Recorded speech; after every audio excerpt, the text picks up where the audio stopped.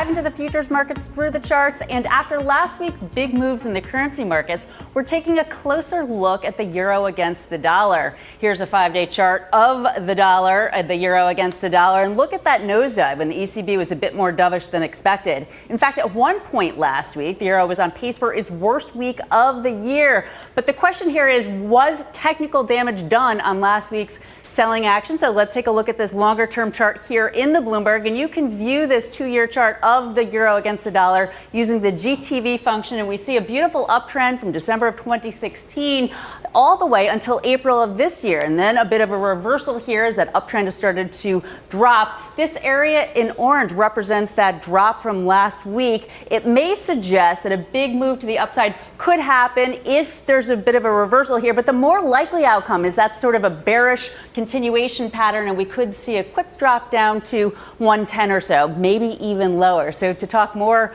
about what's possibly ahead for the euro against the dollar, I'd like to bring in Pat Nipper of Renaissance Macro. Thanks so much for taking the time. And from a more macro standpoint, what do you think about what's happening in Europe right now? We had the DAX down today.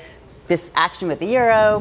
From a macro standpoint, we're starting to see where Europe growth is slowing a little bit. You had Eurozone industrial production is starting to weaken on a year-over-year basis. It's still positive, but it's not as strong as it was. Now, that doesn't actually translate directly to the equity markets, but what it does give us is it gives us a signal that growth differentials may be starting to widen between Europe and the U.S. Well, speaking of widening, we have a great chart here that shows that there is a huge spread widening between the 10-year yield and the Bund. Let's take a look at this chart in the Bloomberg, and you could talk to us about really what it means here. Sure. So in the blue line, we have the U.S. 10-year yield.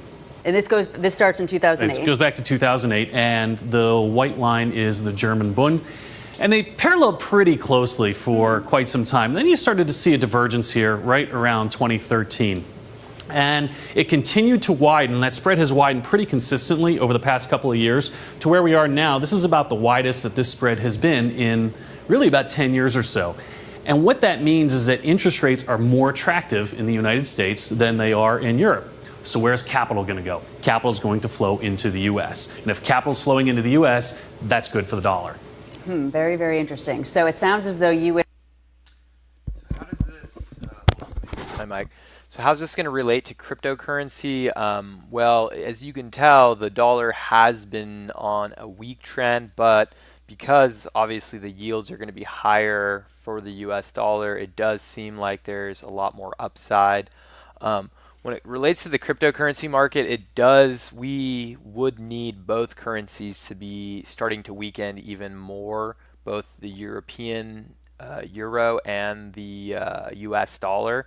And it's not going to be seen right now. A lot of people have been talking about inflation because the central bankers have been printing money, but it's not going to really affect us until there's an actual credit crunch, because they've been able to prevent inflation really becoming an issue, because a lot of this money that's printed out is basically redistributed into stock buybacks, and companies are using this leverage to continue to buy other companies. And as long as they keep wages low, which they've been doing pretty well, you're not going to see crazy inflation, and obviously wages have been stagnant for 20, 30 years.